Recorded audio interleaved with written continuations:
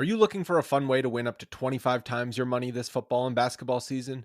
Test your skills on Prize Picks, the most exciting way to play daily fantasy sports. Just select two or more players, pick more or less on their projections for a wide variety of stats, and place your entry. It's as easy as that.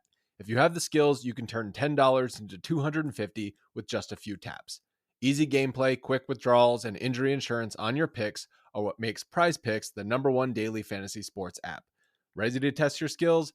Join the Prize Picks community of more than 7 million players who have already signed up. Right now, Prize Picks will match your first deposit up to $100. Just visit prizepicks.com/bluewire and use code BLUEWIRE. That's code BLUEWIRE at prizepicks.com/bluewire for a first deposit match of up to $100. Prize Picks, daily fantasy sports made easy.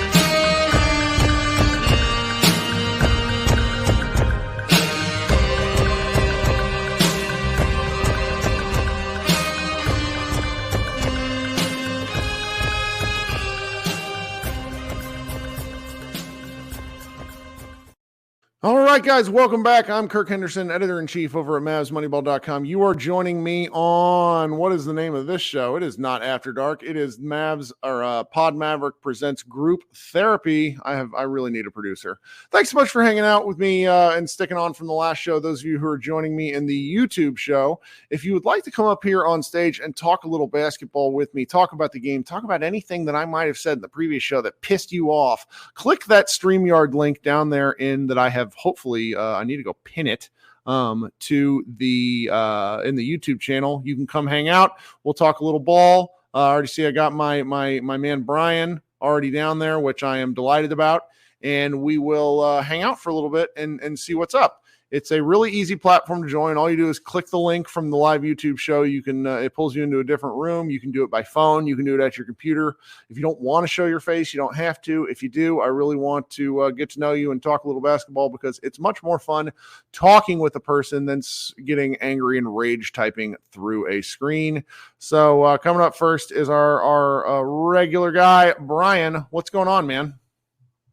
Nothing much, man. Just enjoying this Lakers and Knicks game after, it's nice to see some actual basketball. After watching that hospital lineup try to play against the champs and get ran out of there. So, yeah, I'm not as angry about it as people were. I tried my best not to watch this game too closely because I knew what it was going to be. Sure. Like, I knew what it was going to be when Luka said he was too sick to show up to shoot around, but then walking into the game, he was walking in with Jokic. I was like, yeah, you know what time it is. He's like, I'm just going to have to go hang with my homie. That's right. Oh, man. Yeah, he had the timing down, and he was doing everything that he could, man.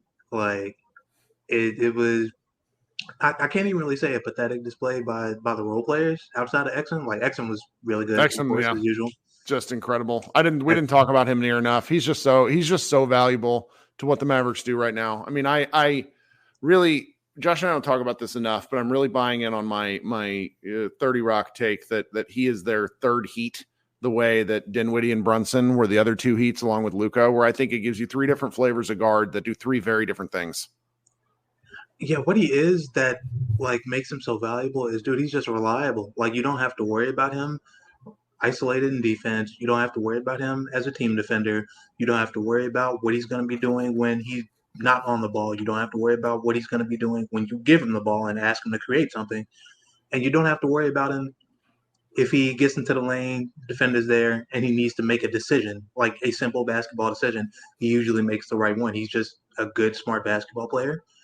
And it's that in itself is so valuable on this roster, especially like right now with all the guys and all the bodies that we're missing, where we just don't have that many people outside of Luka who can make decisions for themselves, let alone for other people. Right. So, yeah, having him this season has been a godsend, and he's been good again. But I tweeted this a few minutes ago. I was like, y'all, and I know you talked about it, so I'm preaching to the choir. But I was like, man, that Hardy shit is cooked. Like that flash that he showed us in the Memphis game I was feel fun, bad though, but because it's like even 10 games ago, you see some of our mutual friends on Twitter and on Reddit and on Facebook that get so excited because when he does something good, it actually looks really good. And then when he does something bad, it looks so awful. yeah. But if you look at like the ratio of like games where he's flashed something meaningful and games where he hasn't, like last year compared to this year, like last year, every other game when he got 6, 7, even 8 minutes, he was going out there trying to make the most of them. This season, like he hasn't even been thrust into that much bigger of a role because there have been games where he just hasn't played because Kid is like, you know what, I think Seth is more ready for this moment. I'm going to bring him in, and Hardy's just not going to get off the bench. But we're 25 games in, and he's had one like genuinely good game where he's shown us what he can do and how he can be valuable. Well, wasn't it As an against them off-ball like shooter. another totally busted team, or am I making It that was up? Memphis. Yeah, so I don't care. Not to be Yeah, mean. that's my point though. Like, is one game is against Memphis out of 25. It's like, all right, man. And even after that game, like I came in here and I was a bit more encouraged. I was like, okay, I just needed him to show me something, and I figured that might maybe kickstart. And I think he had a game after that where he hit 2 threes and didn't get much burn after that. But dude, he's been so inconsistent otherwise, and the defense is still god awful. The dribbling is still god awful. It's like at this point, I'm where Dwight blocked on Twitter. I'm where he is, where it's like, dude, what were you doing all summer? I mean, I just think with certain, I mean, at one point in time, he was number one, was one of the top 3 recruits in the nation, which high school recruiting is different, but it's just, we talked about this a little bit, but the G League Ignite guys all kind of stink. It's a small sample size, but there's like the best guy is who? I mean, and it doesn't seem like whatever he was awful with the G League Ignite. That was the thing that was like partially why he fell so much. And so it's like the things that he's good at, the Mavericks haven't been putting him in a situation to be good at them. And then when they try to give him an opportunity to show more, he just can't do it. And I think part of that is just the decision making. Like I still can't believe he tries to attack certain guys off the dribble. I mean, if KCP was on me tonight, that's a bright red sign to pass the ball. Cut, go get open, take an open jump shot for all I care. Get something on the move, but do not size up one of the premier defenders for one-on-one basketball in the league. One of the best perimeter defenders on 2 championship teams. 2. I was so furious. And it's like, and I think back and I get really, I let Twitter over-index my brain, but everyone gets so excited about him. And I'm just like, I don't want to be a hater. Being a hater is sometimes fun, but not against, like, I like the draft. Like the draft is where I tend to be like, can we please try? We had a guy, I can't see his comments in here because he's commenting on Twitter. Oh, I think it's Armin who's there. He's saying, earlier tonight, he's like, the Mavericks just can't draft anybody. And well, I mean, they did Lively, and they did Lively. Nico's been pretty good, actually. I don't know, but it's just no. But big picture, he's not wrong. They've been kind of ass about the draft because they don't care about it. Oh, yeah, sure. And I want them to care about it. So when when Hardy looked good last year, I was delighted. I want to be wrong about this. So it vexes me, man. It really vexes me. Yeah, and it's kind of just gotten to the point where, like, I was still, even like a couple of weeks ago, I was still getting complaints from people in my replies when I was like throwing Hardy and Green together, like in trades or whatever on the trade machine that I was just putting on the timeline for fun for guys who aren't like super needle movers, but I think would fit better what we're trying to do. Some guys who are like some big wings, but lesser known names. And they were just like, no, why would we give up both of them and the pick for that guy? It's like, because neither of them have been good at basketball. And we need more guys on this team who are good at basketball. Yeah. Like that goes for Tim too. I love Tim, and he's been a real integral part of this team for a while now. But at a certain point, like Tim started to slow down. He's not playing as well as he was in that early stretch of the season, those first 15 or so games. He's looked stinky in like 6 of the last 8. And I'll give him some slack where like he's been dealing with the back spasm still, so his back is acting up, and I'll give him that because like he was shooting really well to start the year. But you know how streaky Tim gets. When his shot isn't falling, he's still also like one of the worst defenders in the league. So he's not really helping you there either. So it's not like he's untouchable. So when you see those three guys in, fake trades and trade machines and stuff like that, I just don't want people to get too worked up because it's like, man, you got to realize what we're working with here and where we're trying to go. Mm-hmm. Mm-hmm. And this is a good comment from Jared in the chat. He says Hardy is a pretty good second round pick, but he's still a second round pick. And that I was never expecting to find a star in the second round. What I want is a potential functioning role player. Like there was, I don't know if you saw this, and you might not even be old enough to have watched these guys, but seeing Josh Howard and Marquise Daniels hanging out tonight, like sometimes you just want your undrafted free agents and things to pan out now and again. And Marquise Daniels is just such a win in that book for the Mavericks back in the day. And again, this is a good comment from Adrian in the chat. Multiple good comments from Adrian, like your thoughts tonight. He says, "What does sell high mean?" That's a good point. I mean, I don't think you're tricking teams to take Tim Hardaway Jr. But what Josh and I talked about a little bit earlier, and then my friend Harold, who messages me on Twitter a couple of times a day, talked about, it's like if you're trading Hardy, you're trading him as a closing piece for someone who needs shooting, and he might play 15 minutes a game. He's going to go out and get his shots, and that's it. That's a different deal. That's a closing point, more than that, because it's like I tend to. We're multiple people in the chat, Twitter, social media, Facebook, all of it talked about. You're not winning anything if Hardaway's playing 30 points per game. I actually agree, but the other solutions for the Mavericks at the moment are kind of bleak, and I think that's underappreciated in the sense of if you move from Hardaway. Who has taken some of those things? I don't think it's given enough credence where it's like the Mavs go from like the third offense to the 10th offense. They're going to lose more games. I really believe that. Now, I could be wrong, but that's just sort of where I'm sitting at the moment. Well, no, it's the truth, because when they shifted down from like the third or fourth best offense in the league to like the 9th to 12th, that was during that losing streak. Yeah. I don't know. This is kind of a never-ending debate, because I think that the expectations are not in line with it's.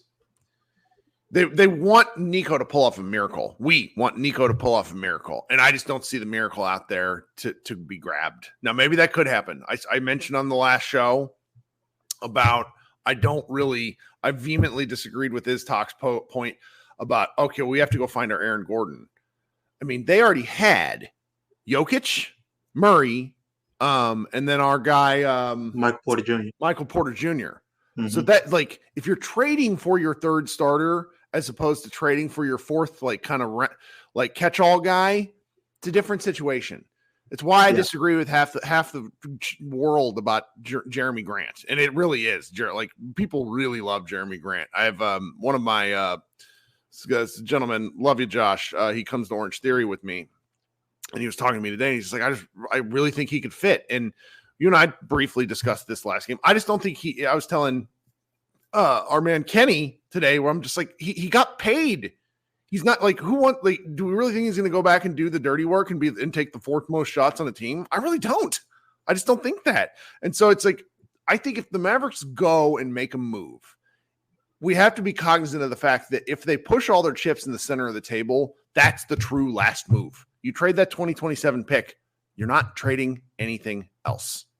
Anything. Do you disagree with that? Like, the Mavericks have taken back one first-round pick in 20 years. Do you know what that pick was? Derek Lively. That's the first time in 20 years. We're not going to get more first-round picks because we don't have the assets for it. Yeah, I agree that if they, I don't know. I don't think it'll be the last move. I think it'll be the last major move. If we're gonna sell high on anyone, let it be Kyrie. My God, can't even. The people come to my house if I say that. I'm never gonna say that. Tyler, bold. Sorry, just had to get that out there. I like that comment. Yeah, because it's funny. I thought that during the summer, but at this point, no, man, we're here. The bet is made. It's fine. We don't have to move Kyrie or look at moving Kyrie until it becomes absolutely necessary, and we're nowhere near there right now. But yeah, no, if we make a move now with this 2027 pick, I think we're at that point, like we get to the summer and okay, we've got 2025 and we've got 2031. I think both of those. Yeah, those two firsts are probably not gonna get you much. It could, I don't know, but again, that would be pulling off a miracle compared to what you could do with 3 free Yep. ones and all your young players. That's right. But yeah, I don't know. I think I'm not gonna lie. I think what we have now, I do think we could kind of still be in the running for Kuzma, and I think that is a move that moves the needle. It just depends on how fast Nico acts. Because January is going to come and go like that. Coops was in the chat earlier, and he said, "I know you don't like Kuzma," and I have to admit defeat on Kuzma. I'm wrong. I've been wrong about Kuzma for several years, largely because I get angry that the Lakers are good at stuff like drafting. So yeah, they've been great, and it's really annoying, especially in the back half of the first and in the second round. Mm-hmm. It makes no sense that they can get all the stars they want, and then they're also really good at drafting, like at the dead last back end of the first round. It's annoying. It's depressing. Well, hey, thank you for getting us started. You got anything else going? No, man. Just gonna watch the end of this game. No, I'm not. The Knicks are up 10. I don't care. All right, go to bed. Go play video games. Yeah. Go watch more television. Thanks so much for joining. Appreciate it. Of course. Thanks for having me, man. All right. So I see a new person down there at the bottom that we're going to bring in here who's not been up before. I think it's the same Adrian from the chat. We're going to bring Adrian up. Then we have Micah and Brandon waiting. So remember, if it's the first time, if it's a first time or a more rare glimpse, I'm going to let you come up on stage because we've got about 10 folks that cycle in here regularly, and I very much appreciate those guys and gals. We don't have any gals yet. We need invite a woman on the show, Kirk. Jeez. Our show skews. I looked at the data, like 97% men. All right, Adrian, how are you? I'm well. You guys able to hear me? I am. You sound great. Thanks for joining. Awesome. So I wanted to rant today about opportunity cost and team building. My biggest pet peeve is seeing fans clamor for mediocre Xavier? Players. Yes, this is me. This is my burner. You got me. Oh my God. You're such a fucking troll. Look, I just wanted to be able to rant like a madman without bringing down the sun. You could not cover your accent to save your life. That is the best. That's fantastic. That is, oh my God. That for everybody, Xavier, contributor at Mavs Moneyball, who used to be one of my original green room guys, snuck in here under a burner account. I should have let you play out the string for longer. I'm sorry. Go ahead. What's going on? So, this is my friend's YouTube TV Gmail account, and I didn't know how to switch it, so that's why. But so, all right, so I'm just gonna rant as though this is still my burner. Pretend it's not me from MLB. So, I hate when fans clamor. I saw it, you posted earlier, right? Somebody said, "Oh, Kirk doesn't want the team to add talent, right? Not in this way." And I thought it was asinine that someone would say that because it ignores opportunity costs, right? If right now the Celtics were to offer the Pistons three first-round picks for Jay Stu, right? Or Isaiah Stu, who everyone's clamoring for. No one would bat an eyelash because they have their core in place. And at that point, they're simply trying to get that one piece that fills a gap and helps take them over that hump. The Mavericks are not in a position to do that, right? You can afford to overpay for rotational pieces once you have the core of your team established, which we do not. I asked this question in the chat. How many players on the current team would be on the next very good version of the Mavericks? We've got Luka, we've got Kyrie, we've got Lively. Mm-hmm. You tell me who the fourth player is, right? I think Exum, if he continues apace, is making an incredible case. And look, if he's able to sustain what he's done this point, hey, he surprised me. I thought fans were idiots. Sure, yeah, he's a low risk gamble. He's the kind of entry level guy that you hope pans out, and the Mavericks simply haven't had pan out for several years. Entry level, that's not what I mean. Like minimum. And hey, we on a minimum contract, that is a home run. But ideally, you'd want him to be your 7th or 8th man on a good team, right? The fact that he's forced into being our starter and on some of these nights with Kyrie out, our second best player, that's indicative of the position that we're in. So when Sure. fans say, we just need an actual good power forward, or we just need this one guy who fits better, or we just need that. No, we're further away from that, right? Everything that we should, our priority 1, 2, and 3 should be, let's retain as many assets until we position ourselves to acquire a true needle moving player. Now, once we have a needle moving player that significantly raises our ceiling, now whatever assets we have left, now we're plugging in holes, right? Sure. Now we're going and looking for fit, right? Because you could have two players that cost the same, but which one fits more?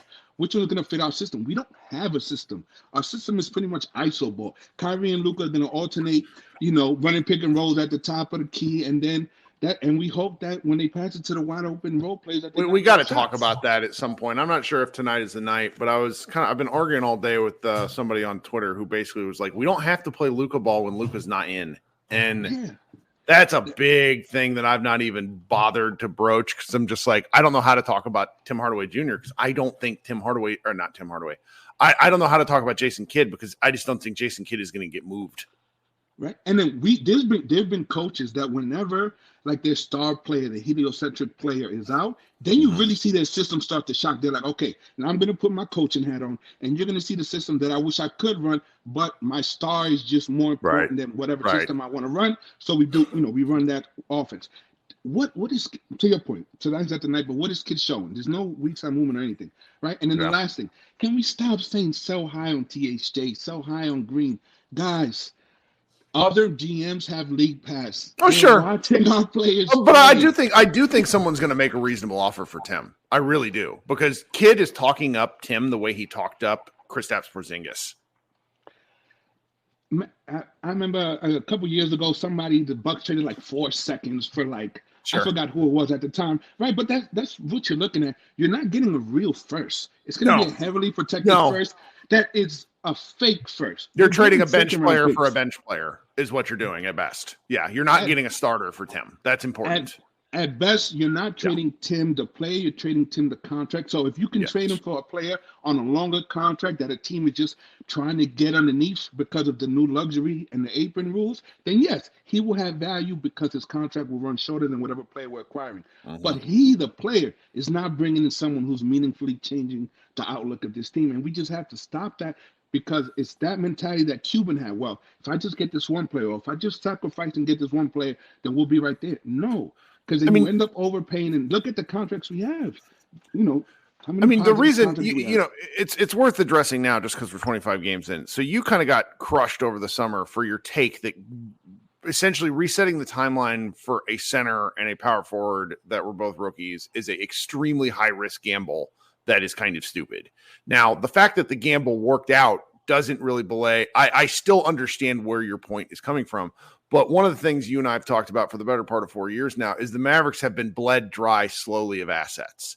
And so the moment you accept that as a fan, I think a lot of this becomes easier. Your expectations change. So it's like when folks really want Luka to be the all-in, they want the Mavericks to go all in for Luka right now.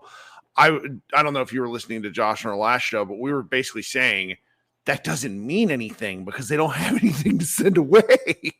So it's like you make it through this year, you have Lively in year 2, and then you free up a 2025 first to go along with your 2027, and I think you're okay. Because can you trade that 2025 once you're done with the Nick obligation?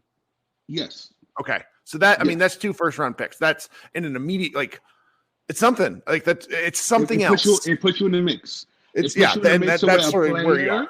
Yeah, if a player has any sort of leverage to where they can kind of help shape their market, it puts you in the mix of a player feels like, hey, if I go there, I can make a meaningful difference. But if it becomes a bidding war, we're not winning any bidding wars against anybody. Right. When you look at the teams out there with picks, I mean, they're better situations, younger talent, more picks. Like there's 6 to 7, maybe 10 teams that are better destinations for players if it becomes actual bidding war. Well, and Alex in the chat Alex has been with us for over an hour now, hour and 15 minutes. Really appreciate your hanging out, Alex. He makes a comment where he says, so many mistakes. How can you be mad at fans for clamoring for players? I'm not mad at fans for clamoring for players. But one thing that happens in social media, you start to create an echo chamber. And the Celtics are notorious for this, where it's like, you know who I think's really good? Jaden Hardy. That Jaden Hardy guy's amazing, says someone else. Jaden Hardy can net a first-round pick back. Let's use Jaden Hardy as a draft, as an asset. Let's use the guy that we think sucks as an asset. It becomes this thing. And so the reason I'm trying to do it is not to be a Debbie Downer, is just to sort of circle it back a little bit to say the Mavericks are going to be okay. I actually believe that. I was very nervous over the summer, but I really, really am excited about where they are relative to the mistakes that they've made, because we've killed them for some of the things that they've done wrong, and rightfully so. You let last summer was an unmitigated, almost franchise altering in a negative way summer. Probably the worst summer they've ever had. Worse than when they let Steve Nash go for nothing. I know you are. I think we all, I have to eat crow on Jalen Brunson. I think a lot of people do, but I also don't. I think that was a situation that was going to go awry at some point, anyways, because the Mavericks would have looked to trade him for a bigger guy. I don't really want to relitigate that at this point, but where we are relative to where we were is pretty amazing. And I think that if we just sort of breathe and let the Maverick front office do what they've done over the last year, and maybe they will get lucky again, the Mavericks could be in a great place, because the thing when you have Luka Doncic as a baseline, you're going to win 60% of your games when he plays. And look, I think that as fans, right, there's cognitive dissonance between, okay, I'm sitting down, I'm dedicating my time to watch this team win, and I want to feel like the team and the owner, everyone is doing the most to maximize our ability to win, so that I can appreciate the time I'm investing into this team. Other times, it's like, hey, you got to be willing to swallow the tough pill. Look at how long everyone, the national pundits and fans, were telling the Lakers, you need to go ahead and trade both those first-round picks. Just do it. Maximize LeBron's prime, all that. And then what happens? They said no, right? Shout out to the GM. He was an idiot for a long time, but he actually like, no, I'm not trading that pick. And look at what they've done. And in that time, they've made smart, savvy moves that have paid off. And they still have that first round pick. And the players that were available for that first round pick then, if you look at it, they probably would rather have the situation that they have now than the situation that they would have been in had they traded that first. And now they get to have their cake and eat it too. They have an Austin Reeves. They have other players. They have a Rui. They have players that fit, that LeBron can play with. And they also have that one trade asset that if break glass in case of emergency, if they need to pull it, they can, but at least they'll still have that at their disposal versus just trading in whatever they have for somebody that probably was not raising the team ceiling. And that's just the situation where I'm like, look, none of these guys, man, they're not raising the ceiling, right? And if we can get any of these players, look, we're not getting an OG. We're not getting a Siakam. If we can, then I will personally send a basket of edible arrangements. Yeah, that's what Josh Bowe and I just said. Yeah, prove me wrong. I would love to prove it wrong. Please prove us wrong. That would be delighted. And Alex makes a great point. Nico is paying for the sins of a past conglomerate. I agree with that. Yeah, but all right, I ranted enough, and you outed me, so now I'm going to have to change my account to my real name. But no, it was nice. I've been lurking in the shadows, but now all this time has been me. But it's great hearing your voice again, man. Talk soon. Thanks, sir. Okay, coming up next is Philip. Philip, what's going on, man? Hey, Kirk. Welcome to the show. What's going on tonight? Good. Long time lurker, first time talker. That's what I'm talking about. First time callers and more occasional callers. We're going to bring you guys up as soon as I see you. So, Philip, what are you thinking tonight? What's going on? I think I'm just going to continue on the team construction theme. By all means. My question is Grant Williams really a starter on a contender? No. No. And that's my point, in the sense that everyone wants to say he's the third best player on the team. Maybe, I don't know, because he came off I don't know. But really, he's actually a bench player. And I think the earlier we realize that, the less frustrated I think people will be with his play. Yeah. He's a bench player that's getting starter minutes, and it's because we don't have a power forward on our team. Yep. Yeah. That part's so tough, because you look at it and you're like, why can't they just find a stretch four? And it's like, they might need I think they need a real wing defender and another backup big that can double between 4 and 5. Because I think with Luka, you're playing sort of, stretch basketball anyways. I just don't know where you get those players. I mean, I went through, this is pathetic. I sorted by John Hollinger's PER stat on ESPN just because I wanted the full list of players. And I looked at all power forwards and all centers, like everyone, and who I thought might be remotely available. Yeah. And I settled on only one in the entire league. What's his name? The Wizards, Washington Wizards, Daniel Gafford? Yes, the Gafford was the only one who I was like, oh, okay, I'd like Gafford. That was all. Yeah. Am Like he's really athletic. Like he's like the Derek Jones of centers. Like he's super athletic. That might be a me problem because I'm apparently just a professional hater. But I'm like, I look at all these guys and I'm like, what does that guy do? I don't know. But Gafford would be a great backup for Lively. I think we still need like a 6'9", 6'10" power forward. If you look, every great team has a big power forward. Like, even if you look at the last 3 games, Grant Williams played against, today was Aaron Gordon, like 6'9". Last game, Grant Williams was already shooting over, not Grant Williams, Jeremy Grant was shooting over the top of him easily. Cat, 7 foot, shooting straight over top of him. LeBron was bullying him in the Lakers game. I mean, he played okay, but I mean, really. So if every position like Grant has, like he's shorter than most power forwards, and it's a bit annoying.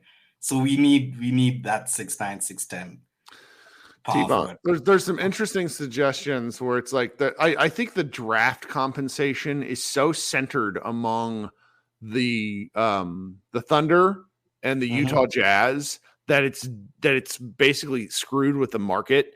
Where it's like T-Bone says in the chat, would John Collins be of interest? He's on the trade block. I don't know. I don't like. To me, the answer is probably not. But the fact of the matter is, what Utah is going to demand for him is going to be more than what the Mavericks can offer. Either way, it's maddening.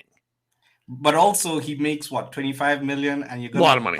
Like that's a lot of money for somebody who may not be that good. I don't know how good he's okay. He's not bad, but sure, $25 million for not an all-star. I don't know. But the other thing you mentioned, I heard you and Josh talking about Kyrie being the all-in move, and I don't know if he is. Then what happens if he doesn't come back in his play option in 2 seasons? What happens then? I mean, I get why they didn't give him a long contract. We don't know if he's reliable and all that, but you tied yourself to someone who could easily walk away in 2 seasons. Sure. I mean,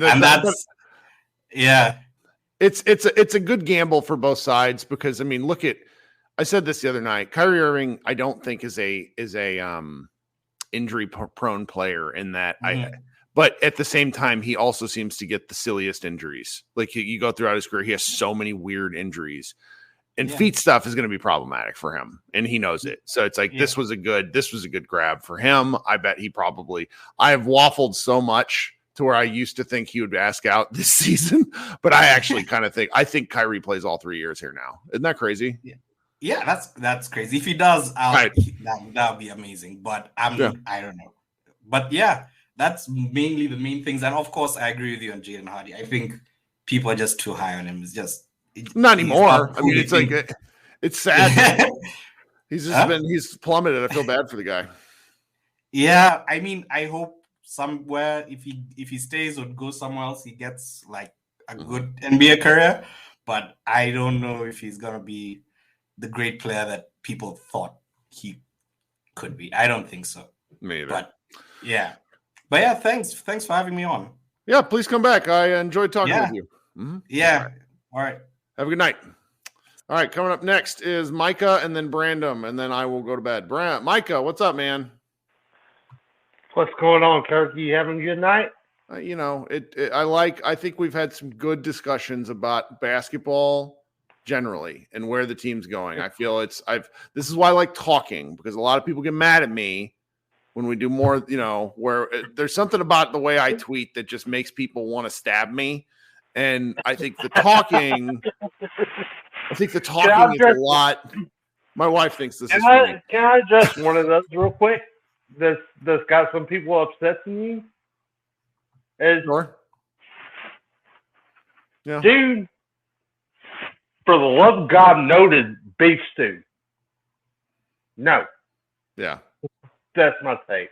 That's Because my favorite was a gentleman, and he blocked me. That made me sort of sad. I don't like when people block me over basketball stuff. The guy tried telling me that he's in the 94th percentile of plus minus, and I was like, I don't care when you've won 2 games.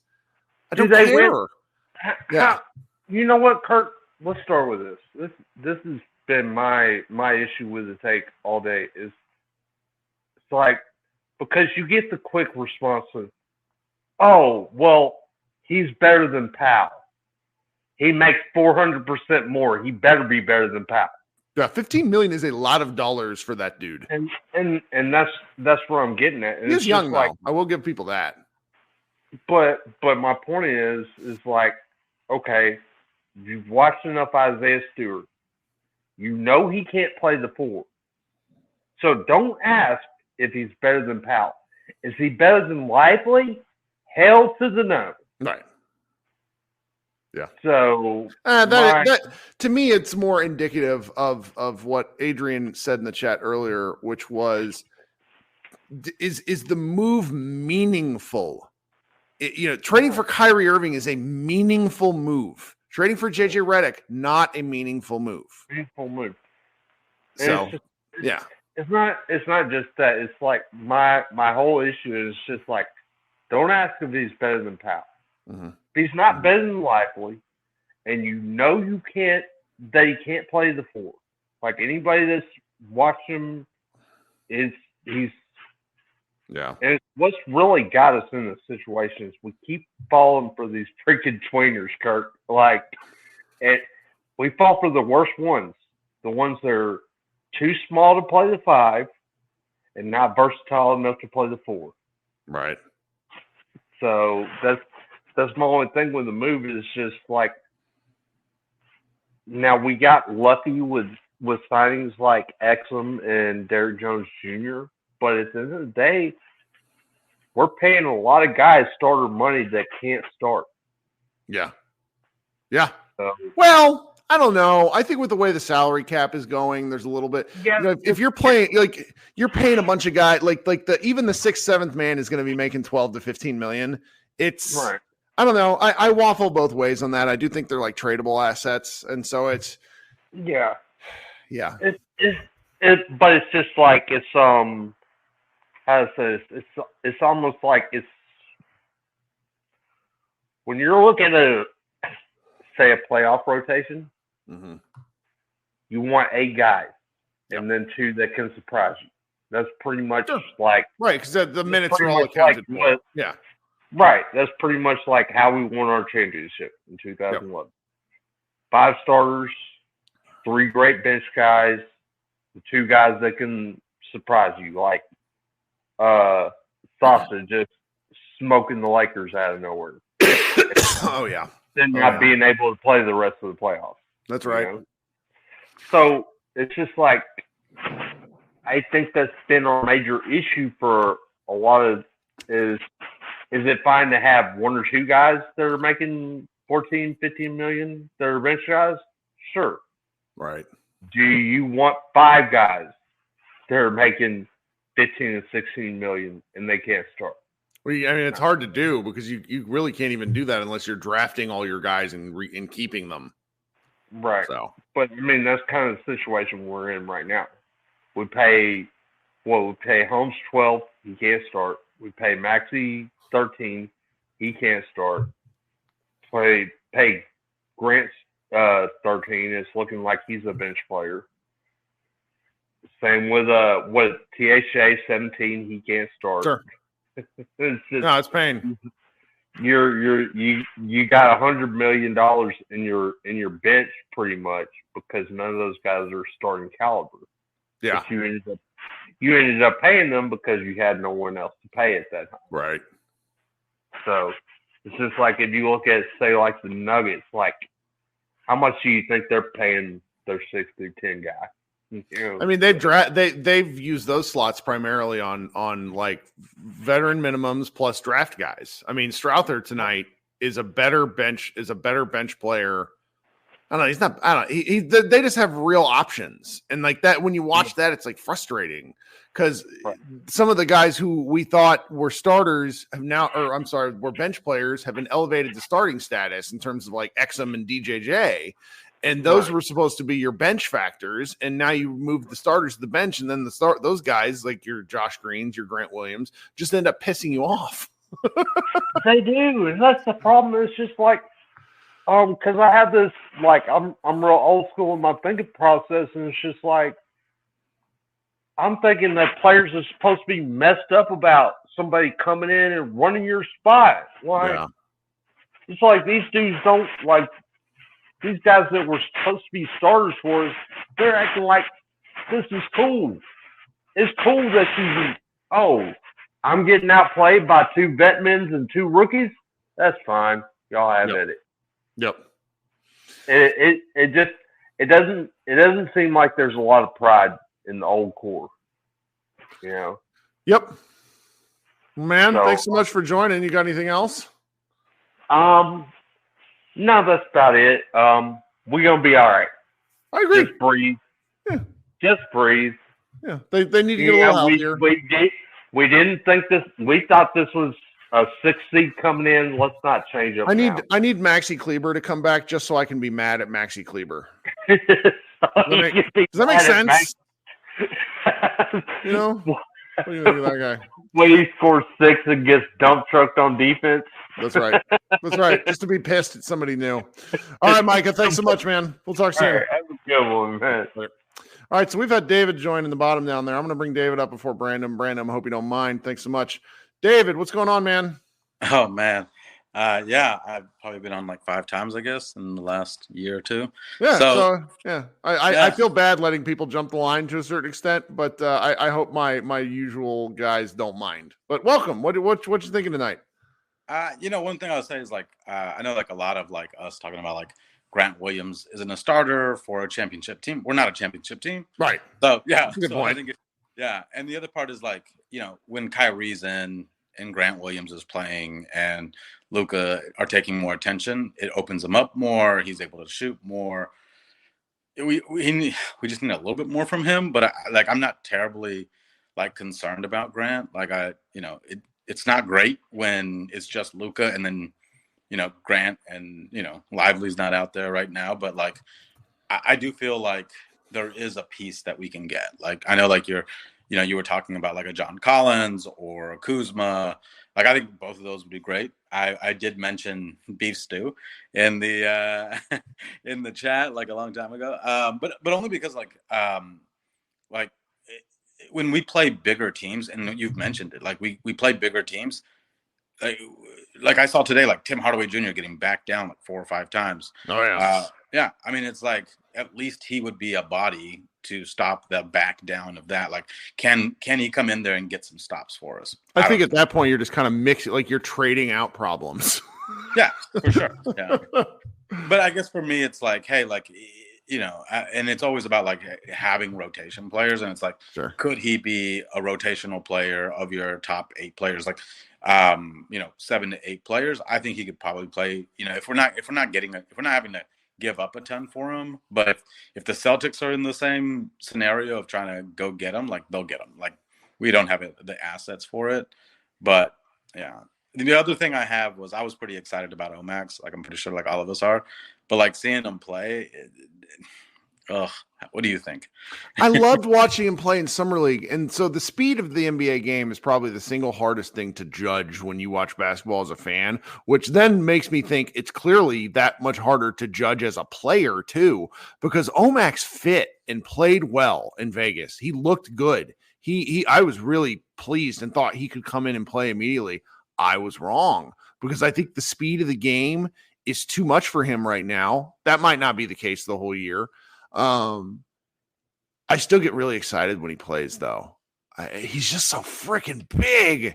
Like I kind of thought he was their small ball center at points tonight. So I'm gonna be excited for him for 2 or 3 years. I think my window, and maybe people are gonna be mad at me for this just because I have no patience for Hardy, But the sort of things that I think he can bring to this team, just based on his size alone, they need it. And so maybe I'm just willing him to play, you know?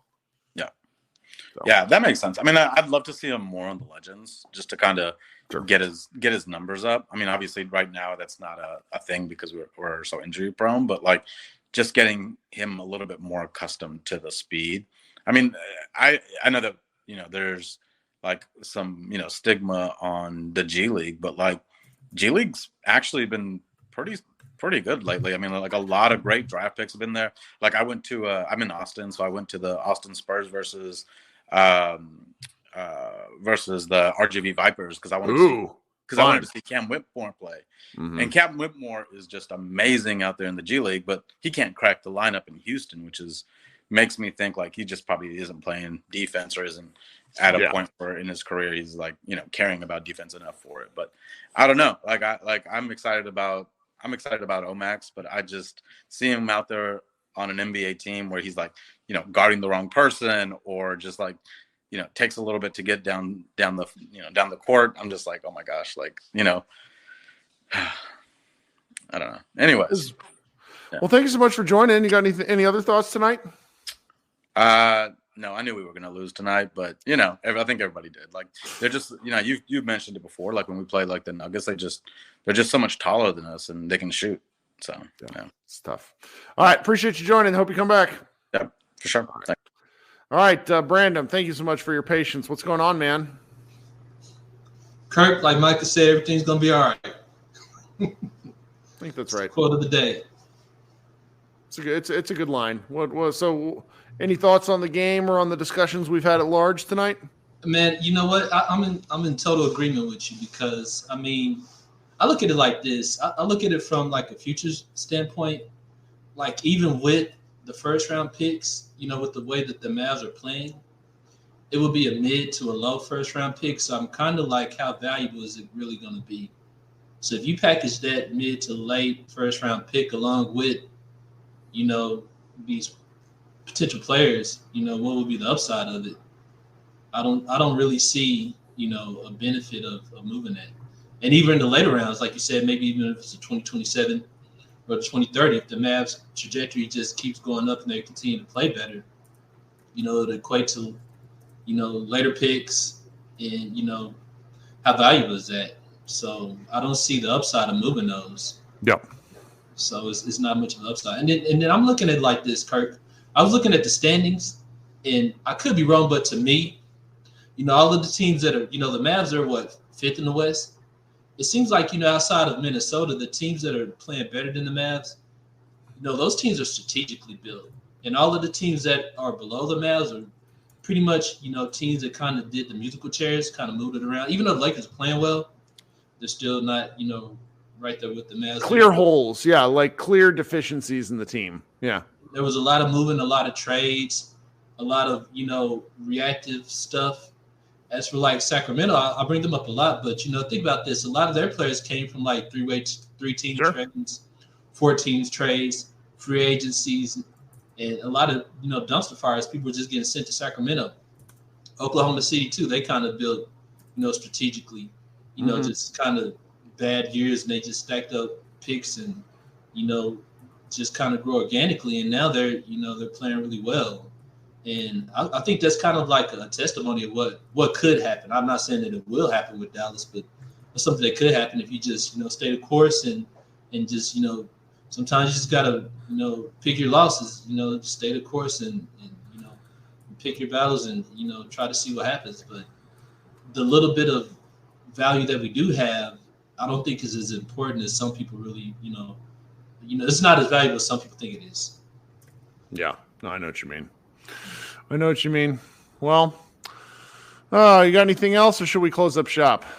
That's it, man. I just wanted to, say, I'm kind of in agreement. I don't really see a lot of potential in moving the guys because they're so young and they're so raw, and package them with the first or a second.